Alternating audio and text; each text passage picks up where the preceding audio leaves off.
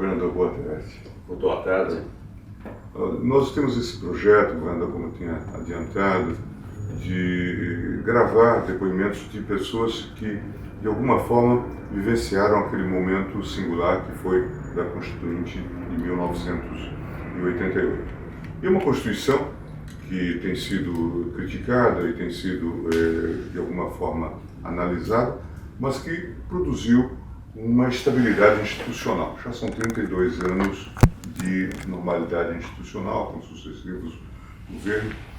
Então, eu queria que o senhor fizesse primeiro uma avaliação daquele momento, né? Discutimos muito, né, se seria uma Constituinte explosiva ou não, chegamos àquele modelo da Constituinte congressual e depois avaliar talvez também o resultado desse processo.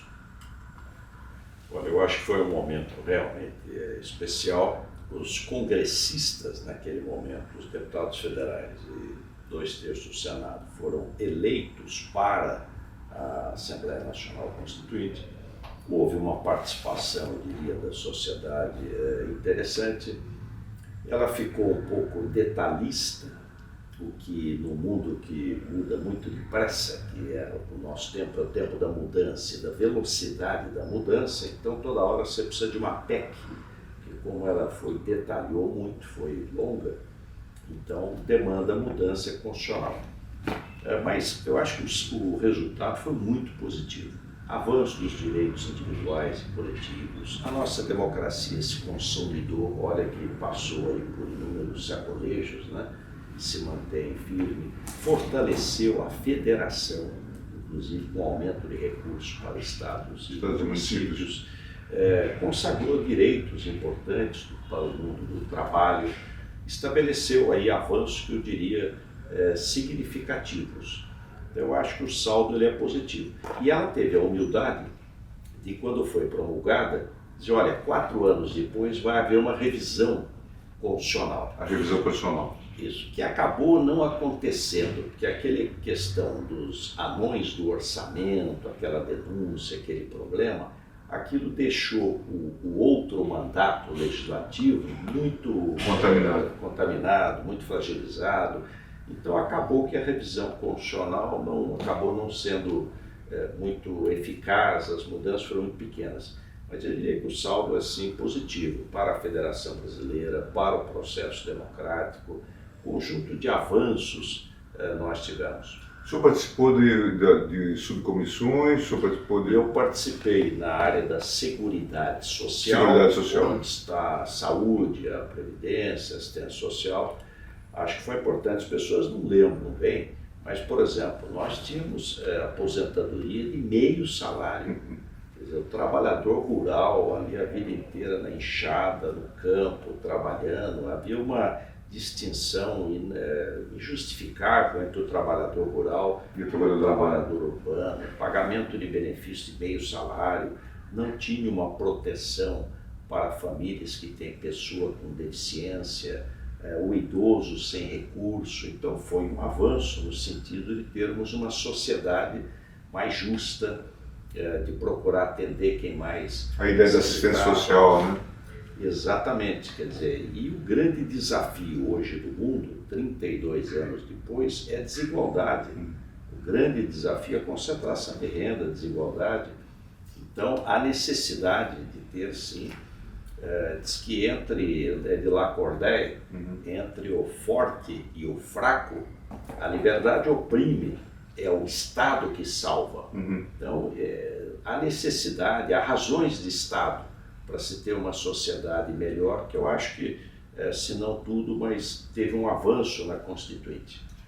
Como o senhor avalia aquele processo que foi objeto também de várias considerações de muitos de nossos entrevistados, essa questão que envolveu aquele processo especial de feitura da Constituição e que depois levou à atuação, acho que pela primeira vez, pelo menos nos tempos mais modernos, do chamado Centrão, com a reformulação do regimento da Constituinte? Na realidade, é natural que hajam movimentos ideológicos ou, enfim, Nós tínhamos, na época, o executivo mais frágil, porque houve a morte do presidente Tancredo, o presidente Sarney não tinha a mesma força política, acabou organizando ali um movimento um pouco suprapartidário, né, o chamado Centrão, mas eu acho que isso é normal, faz parte do processo democrático. Acho que ela foi bem discutida, bem conduzida pelo presidente Ulisses Guimarães. Houve um nível de participação razoável. Então, se a gente pegar as constituições outorgadas, né, anteriores, ela foi um avanço e representou um novo momento da história da política brasileira, que foi a redemocratização. E não havia um pré-projeto também, né? Houve aquela discussão do projeto Afonso Arinos, mas que acabou não sendo levado em conta. Não sendo considerada, mas de qualquer forma teve as subcomissões, as comissões temáticas e audiências públicas. Eu diria que foi um momento rico da vida brasileira. E sobre o sistema de governo também, aí é um debate, muitos dos nossos entrevistados fizeram considerações a propósito disso. O tema do parlamentarismo estava muito presente, né, no debate constituinte. Né? Houve uma discussão grande sobre o sistema de governo, acabou prevalecendo o chamado 5 anos e o presidencialismo. Depois foi feito um plebiscito sobre o sistema de governo. Eu sou parlamentarista convicto. Acho que nós devemos prestar atenção no modelo de Portugal, que é o modelo de parlamentarismo onde o presidente tem atribuições, o chefe de Estado tem poderes. Passa por uma eleição direta e tudo. Eleição direta, tem poderes. Então eu diria que esse modelo de Portugal a gente deveria aprofundá-lo, porque o modelo presidencialista é um modelo de crise. E às vezes não dá para aguentar 4 anos. E aí acaba tendo um impeachment, que é a única alternativa, que é traumática, né? O impeachment sempre deixa um trauma. Então o sistema parlamentarismo, ele supera mais crises. Agora, eu entendo que a reforma política, ela se faz necessária para que nós temos um dos melhores sistemas de apuração eleitoral do mundo. Uma eleição num país continental acaba às 5 da tarde, 10 da noite, sabe? É impressionante isso. E, de outro lado, temos um dos piores sistemas partidários. Então, há necessidade de uma reforma política e a cláusula de desempenho, né, a proibição de coligação proporcional já vai ajudar, mas eu seria ainda mais firme nessa questão de termos menos partidos no Congresso, no Parlamento. O problema é a fragmentação no Parlamento. Eu acho que isso ajudaria muito a governabilidade. Fizeram-se muitas reformas aí ao longo dos tempos, né? Nós tivemos a revisão constitucional, que foi frustrante, mas hoje já temos aí uma centena de emendas e essa faina, esse trabalho prossegue, né? O Congresso continua muito ativo. Ainda no ano passado foram aprovadas emendas e parece que isto decorre mesmo primeiro dos tempos peculiares que nós vivemos, muita mudança, e também do modelo extremamente detalhista do texto constitucional, né? Eu acho que esse foi na realidade, a Constituição, ela é pré-queda do Muro de Berlim. Sim. Então, ela foi antes da queda do Muro de Berlim. Se ela fosse uns 5 anos, 6 anos depois, talvez ela fosse realmente mais enxuta. Mas é um momento em que ocorreu. Mas entendo que o que o Brasil precisa é uma agenda de competitividade. Que o Brasil ficou um país caro para quem vive aqui dentro e caro para exportar. Aí acaba crescendo menos, deveria crescer muito mais, ter mais emprego, mais venda. Essa agenda de competitividade passa por algumas mudanças constitucionais, mas eu diria que a maior parte delas nem precisa mudar a Constituição para viabilizá-la. Mas as reformas que foram feitas foram importantes. A reforma trabalhista, acho que o grande problema do hoje emprego e renda, ela ajuda a estimular, né, a empregabilidade, reforma da Previdência, questões atuariais, né? Graças a Deus a expectativa de vida, ela no Brasil deu um salto. Né? Quem chega aos 65 anos de idade, como eu, expectativa de vida média no Brasil para o homem é 82 anos, para a mulher 85. A simplificação tributária eu acho que é importante. Algumas questões são constitucionais e outras da própria legislação ordinária. O modelo até então era um modelo de seguro-saúde. Então o trabalhador que tinha carteira assinada, ele tinha aposentadoria pelo INPS e assistência médica pelo INAMPS. Bom, e o trabalhador que foi demitido, ou que não tem carteira assinada, está aí na formalidade, ou o rural, que não contribuía para o INAMPS, era o Fundo Rural, esse ia para a indigência, quer dizer, era atendido pela beneficência, ia para a Santa Casa. Eu mesmo, como anestesista, fiz muita anestesia, cirurgia, você não ganhava nada, só fazia a ficha prefeito médico, então não tem sentido isso. Então, o Sistema Único de Saúde trouxe duas grandes mudanças. Primeiro, dizer, olha, saúde é universal, é direito do cidadão brasileiro. Então, ele tem direito à saúde, não importa se está registrado, não está registrado, tal. E ela é gratuita. Então, você garantiu o direito, o acesso à saúde, inclusive ao remédio. E a outra, hierarquizou. Eu me lembro de um ministro da Saúde pegando jatinho da FAB para conferir o horário de médico no hospital do INAMPS em Belo Horizonte. Olha, se nós vamos tomar conta de horário, ministro de jatinho do país que estão aí no Brasil, não tem que ter hospital governo federal, a não ser hospital escola. Isso tem que ser descentralizado. Então, realmente descentralizou. Hoje é municipal a rede primária e secundária, estadual a rede terciária. Então, eu diria que o SUS foi um avanço. Você vê casos de pessoa com transplante de fígado, faz gratuitamente qual país do mundo que permite. Há uma dificuldade de financiamento. População mais idosa, medicina mais cara.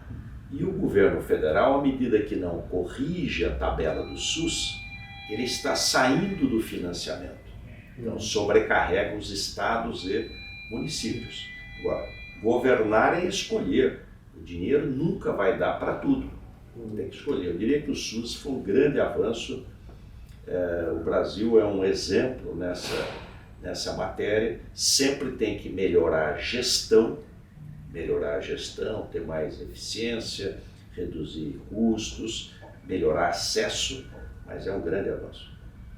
Governador, que perspectivas de reforma? O senhor já enunciou aí a reforma política, né, que parece uma preocupação, né, generalizada, a necessidade de melhorar o sistema político e o sistema partidário. Que outras reformas o senhor sugere no plano constitucional ou no plano legal?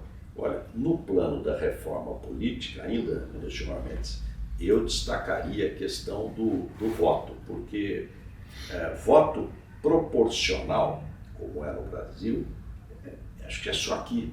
Quer dizer, imagine um candidato a deputado em São Paulo, 45 milhões de pessoas. Ele faz campanha no estado inteiro, mas como se fosse uma campanha de governador. Então, no mundo inteiro, ou é distrito, você faz campanha naquele distrito, campanha barata, próximo do eleitor. Estados Unidos, o mandato é 2 anos do deputado, ninguém reclama, nem o deputado, nem o eleitor. Ou lista partidária, nos modelos parlamentaristas, ou misto. Agora, eu acho que essa é uma grande questão, porque ela está estimulando o corporativismo. Então, para se eleger, precisa ter uma corporação atrás dele. Como é que ele vai ter voto no estado inteiro? Imagine Minas Gerais, 700 e tantos municípios. Então, começa a eleger corporações. Aí não vai defender o coletivo, não vai defender o cidadão, Dona Maria, seu José. É uma distorção da representatividade. Exatamente. Esse eu acho que é o mais grave. Então, eu sou distrital, voto distrital, mas até o distrital misto é melhor, mas acho que teria que mudar. Então, a reforma política, há um princípio em medicina que diz, sublata causa, Toritur effectum, suprima a causa, que o efeito cessa. Certo. Então nós estamos com um modelo que distorce a representação parlamentar. A reforma administrativa, acho que é importante modernizar o aparelho do Estado. O Estado deve ser eficiente, reduzir os custos para a população, para o contribuinte, mas ele é extremamente necessário. Esse Estado mínimo lá é um laissez-faire, acho que é uma coisa totalmente em desacordo, ainda mais que o desafio do mundo de hoje, do mundo futuro, vai ser o problema da desigualdade. Reforma tributária, essa simplificação tributária importante. E a outra, eu diria que é a agenda de competitividade. Algumas coisas... Ajudar no desenvolvimento econômico. Reduzir custo do Brasil, quer dizer, você melhor. Custo do dinheiro, agora está melhorando, mas é uma barbaridade, quer dizer, o custo do dinheiro no Brasil, do capital, do que lá fora. Logística, num país continental como o Brasil, o senhor tem origem, né, família, né, no Mato Grosso, imagine tirar a soja de caminhãozinho para o Porto de Paranaguá, está do lado da bacia do Amazonas ali. Então, a possibilidade de ferrovia, então logística, custo do dinheiro, desburocratização, né, simplificação tributária, comércio exterior. O Brasil ficou muito voltado para dentro, abrir a economia. Diria que tem desafios aí. Segurança jurídica é importante também para poder ter investimento, né, para atrair investimento. O lado bom que eu vejo é que a economia é cíclica. Então, caiu em 14, caiu em 15, caiu em 16, ela vai subir. Sim. Até já era para ter subido. Que teve crise da Argentina, greve de caminhoneiro, a própria eleição cria uma insegurança. Muitos políticos, né? Indústria da mineração teve crise com Brumadinho, com Mariana, você tem um conjunto de fatores. Então, ela deve crescer um pouco. A Constituição é um pacto, é um momento de um grande significado. Então, independência do Brasil, proclamação da República, a Revolução de 30 e de 32, a queda do Estado Novo, a tomada militar em 64. Então, não tem sentido. Precisa mudanças? Vamos fazê-las. Você vai fazendo em etapas. Quando um assunto é muito complexo, como o caso da reforma tributária, faz em 7 anos. Você vai aplicando em fases, em etapas, mas chega lá. É o caso, por exemplo, da reforma política. Não vamos fazer para a eleição de 2022. Pronto. Ela vai valer para outra eleição. Mas eu sou muito fã. Eu acho que nós precisamos de regras estáveis. A Constituição tem necessidade de pequenas alterações, mas ela é um bom pacto jurídico, democrático, legal para o país, importante. E as mudanças vão sendo feitas, elas serão permanentes, né? Num mundo que é da mudança. Cada vez mais complexo, né? Complexo, difícil no mundo inteiro, né? Eu fiquei em Harvard em 2007, e naquela época, lá já se discutia como é que é o mundo de 2010, 20, 30, é um mundo mais rico e um mundo mais desigual. Então, quais as consequências? Uma delas é migratória. Você vê hoje a questão migratória como é uma questão que cresceu. Então, eu diria que o nosso problema não é só jurídico, né? Ele tem múltiplas questões e acho que tem uma boa carta de princípios e de valores na Constituição brasileira. Sobretudo, o que a gente percebe é que houve uma estabilização, né, do ponto de vista institucional. Temos resolvido os problemas que surgem dentro dos marcos institucionais. Até mesmo o impeachment surgiu e foi utilizado para soluções mais ou menos extremadas que se colocaram. Não há dúvida, eu acho que esse é o grande exemplo. Ela conseguiu passar por momentos aí de dificuldade. E eu acho que nós temos que fortalecer instituições. Isso é que faz a diferença, ter boas instituições. E aí eu volto à reforma política, porque na democracia uma das instituições são os partidos. Pega nos Estados Unidos, o Partido Democrata. Passou o Kennedy, o Jimmy Carter, o Bill Clinton, o Barack Obama, o Partido Democrata é uma instituição. Pega o Partido Republicano, passou Nixon, Reagan, Bush pai, Bush filho, Trump, o Partido Republicano é uma instituição. Nós precisamos ter boas instituições. Então, reformas que fortaleçam, as pessoas passam, as instituições ficam. Governador, nós queremos agradecer por essa conversa. Muito obrigado, por esse diálogo, e realmente eu acho que isso é de grande utilidade para as nossas reflexões. Muito obrigado. Obrigado.